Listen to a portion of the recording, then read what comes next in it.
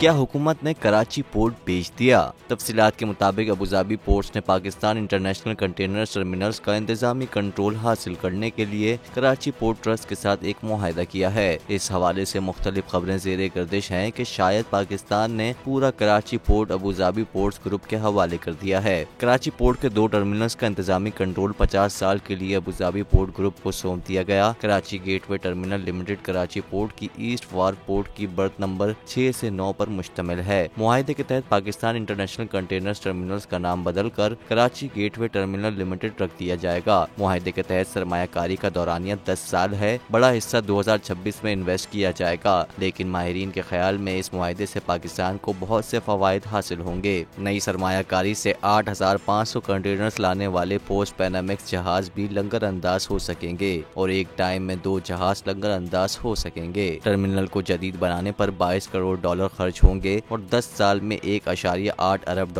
کی سرمایہ کاری ہوگی، جس سے کراچی کی میری ٹائم انڈسٹری میں پوزیشن مستحکم ہوگی۔ معاہدے میں KPT کو فی کنٹینر $18 کی رائلٹی ملے گی۔ ٹرمینل سے سالانہ خالص آمدن کا اندازہ $30 ملین لگایا گیا ہے۔ اس کے علاوہ ٹرمینل کی تمام آمدن ڈالرز میں ہوگی۔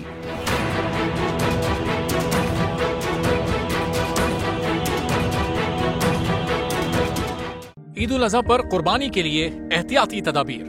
قربانی کرتے وقت صفائی ستھرائی کا خاص خیال رکھیں۔ تجربہ کار شخص سے جانور ذبح کروائیں۔ جانور کو احتیاط کے ساتھ زمین پر گرائیں۔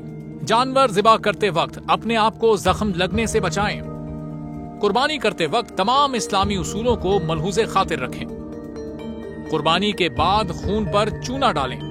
قربانی کے علائشوں اور باقیات کو کھلی جگہ پر نہ ڈالیں۔ جانوروں کے فضلے اور آلائشوں کو محفوظ طریقے سے تلف کریں۔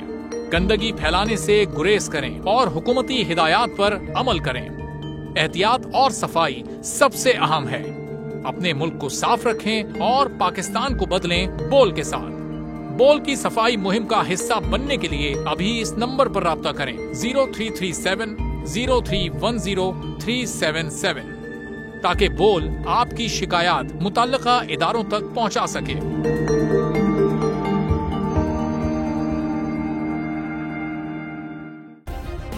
سبسکرائب کریں اور بیل دبائیں تاکہ کوئی خبر رہ نہ جائے۔